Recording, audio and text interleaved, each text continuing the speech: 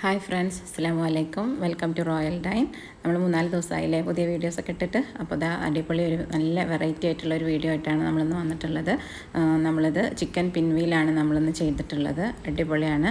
നല്ലൊരു ഫില്ലിങ് മാത്രമാണ്. നമുക്ക് നോമ്പ് തുറക്കുമ്പോഴും ചെയ്യാം, കുട്ടികൾ സ്കൂളിൽ വരുമ്പോഴും നമുക്ക് കൊടുക്കാം, ഡിന്നറിനായാലും ഒക്കെ നമുക്ക് ഉപയോഗിക്കാൻ പറ്റിയ നല്ലൊരു റെസിപ്പിയാണ്. എല്ലാവരും ട്രൈ ചെയ്ത് നോക്കണം, ഫീഡ്ബാക്കുകൾ അറിയിക്കണം. അതുപോലെ തന്നെ നമ്മുടെ ചാനൽ സബ്സ്ക്രൈബ് ചെയ്യാതെ കാണുന്നവരുണ്ടെങ്കിൽ ഒന്ന് സബ്സ്ക്രൈബ് ചെയ്ത് സപ്പോർട്ട് ചെയ്യും വേണം കേട്ടോ.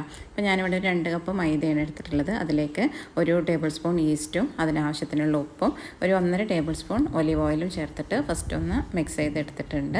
അതിന് ശേഷം ചെറിയ ചൂടുവെള്ളത്തിൽ, അതായത് ഇപ്പോൾ ഈസ്റ്റ് ആക്ടിവേറ്റ് ചെയ്യാൻ വേണ്ടിയിട്ടാണ് നമ്മൾ ചെറിയ ചൂടുവെള്ളം പഞ്ചസാരയൊക്കെ ചേർക്കുന്നത്. അപ്പോൾ അത് വെച്ചിട്ട് ഒന്ന് നന്നായിട്ട് തന്നെ മിക്സ് ചെയ്തിട്ട് നന്നായിട്ടൊന്ന് കുഴച്ച് വെക്കണം. ഒരു 2-3 മിനിറ്റ് നന്നായിട്ടൊന്ന് കുഴച്ച് വെക്കുക. അതിന് ശേഷം നമ്മൾ ഇതേപോലെ ഒലിവ് ഓയിലോ അല്ലെങ്കിൽ സാധാരണ വെളിച്ചെണ്ണ വേണ്ട, സൺഫ്ലവർ ഓയിലോ ഏതെങ്കിലും ഒന്ന് ഇതേപോലെ ഒന്ന് പുരട്ടിയിട്ട് നമ്മളൊന്ന് അതൊന്ന് ഫെർമെൻറ്റ് ചെയ്യാൻ വേണ്ടിയിട്ട് 2-3 മണിക്കൂറൊന്ന് മാറ്റി വെക്കണം.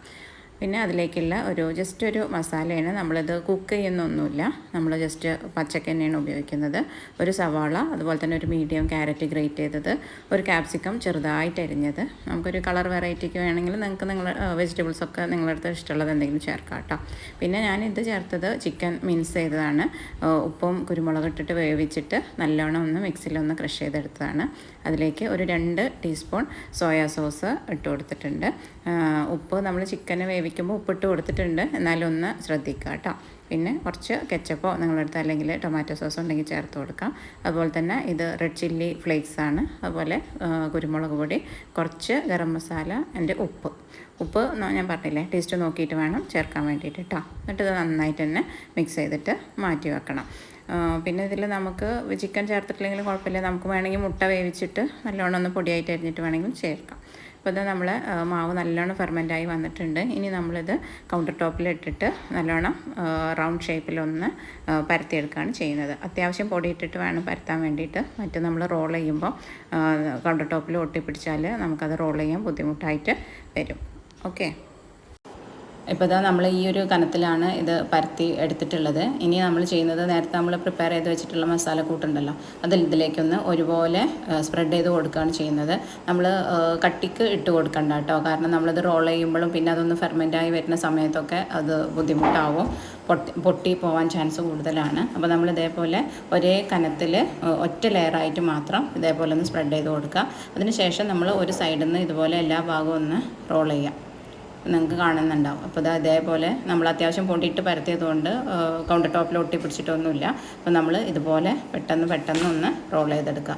ഒരുപാട് സമയം നമ്മൾ ഇത് ഇങ്ങനെ വെച്ചുകൊണ്ടിരിക്കാൻ പാടില്ല, കാരണം വലിയ ഉള്ളി സാൾട്ടൊക്കെ തട്ടുമ്പം അതിൽ വെള്ളം ഇതാവാൻ ചാൻസ് കൂടുതലാണ്. അപ്പോൾ നമ്മൾ വേഗം റോൾ ചെയ്യുക, വേഗം നമ്മളെ ജോലി ഇതാക്കുക. ഇനി നല്ലോണം ഇതേപോലെ ഒന്ന് അങ്ങോട്ടും ഇങ്ങോട്ടും ഒന്ന് റോൾ ചെയ്ത് കൊടുത്താൽ നല്ല റൗണ്ട് ഷേപ്പിൽ നമുക്ക് കിട്ടും ചെയ്യും. ഇനി നമ്മളതിൻ്റെ സൈഡിൽ 2 വശങ്ങളും നമ്മളൊന്ന് മുറിച്ച് ഒഴിവാക്കിയിട്ടുണ്ട്. അതിന് ശേഷം നമ്മളിതുപോലെ ഒരു ഇഞ്ച് കനത്തിൽ 1-1.5 വരെ ഒക്കെ ആവാം കേട്ടോ, ഇതേപോലെ ഒന്ന് കട്ട് ചെയ്തെടുക്കാം. അപ്പോൾ നിങ്ങൾക്ക് കാണാൻ പറ്റുന്നുണ്ടാവും, നല്ല പെർഫെക്റ്റ് ആയിട്ട് തന്നെ റൗണ്ട് ഷേപ്പും അതുപോലെ തന്നെ ആ ഒരു പിൻവീലിൻ്റെ സ്ട്രക്ചറും ഒക്കെ നമുക്ക് കിട്ടിയിട്ടുണ്ട്. അപ്പോൾ ഇതുപോലെ നമ്മളൊന്ന് കട്ട് ചെയ്ത് വെച്ചതിന് ശേഷം ഒരു 10 മിനിറ്റ് ഒന്ന് റെസ്റ്റ് ചെയ്യാൻ വേണ്ടിയിട്ട് വെക്കും വേണം. അപ്പോൾ ഒന്നും കൂടി ഫെർമെൻറ്റായി ആ മസാലയൊക്കെ അതിലേക്ക് തിക്കായിട്ട് നിൽക്കും. അപ്പോൾ നമുക്ക് പെർഫെക്റ്റായിട്ട് ഷേപ്പ് കീപ്പ് ചെയ്യാനും പറ്റും, നമ്മൾ പിൻവീൽ കാണാനും അടിപൊളിയായിരിക്കും. ഓക്കെ, അതേപോലെ നമ്മൾ ബാക്കിയൊക്കെ ചെയ്തെടുക്കുക. പിന്നെ നമ്മൾ എടുത്ത് വെക്കുമ്പോഴും ഒരു കാര്യം ശ്രദ്ധിക്കണം. ഇപ്പോൾ പ്ലേറ്റിലാണെങ്കിലും ഞാൻ പറഞ്ഞില്ലേ ഒരു 10 മിനിറ്റ് റെസ്റ്റ് ചെയ്യണമെന്ന്. ഇപ്പോൾ പ്ലേറ്റിൽ വെക്കുകയാണെങ്കിൽ നമ്മൾ ജസ്റ്റ് ഒന്ന് തൊട്ട് വെക്കാതെ ഒന്ന് വിട്ട് വെച്ചോളൂ കേട്ടോ, കാരണം അതൊന്ന് ഫെർമെൻറ്റായി വരുമ്പോൾ പിന്നെ തമ്മിൽ ഒട്ടിപ്പോവാൻ ചാൻസ് കൂടുതലാണ്. അപ്പോൾ അതാ ഒരു 10 മിനിറ്റ് കഴിഞ്ഞപ്പോൾ ഇതൊന്നുകൂടി ഫെർമെൻറ്റായിട്ട് കാണാൻ നല്ല അടിപൊളിയായിട്ട് വന്നിട്ടുണ്ട്. ഇനി നമ്മൾ ചെയ്യുന്നത്, ഇത് വേണമെങ്കിൽ നമുക്ക് ഓവനിൽ ബേക്ക് ചെയ്തെടുക്കും ചെയ്യാം കേട്ടോ. പ്രീ ഹീറ്റ് ചെയ്ത ഓവനിൽ നമുക്കിതൊന്ന് വെച്ചിട്ട് ഒരു 10 മിനിറ്റ് ഒന്ന് എടുത്തിട്ട് ചെയ്യാം.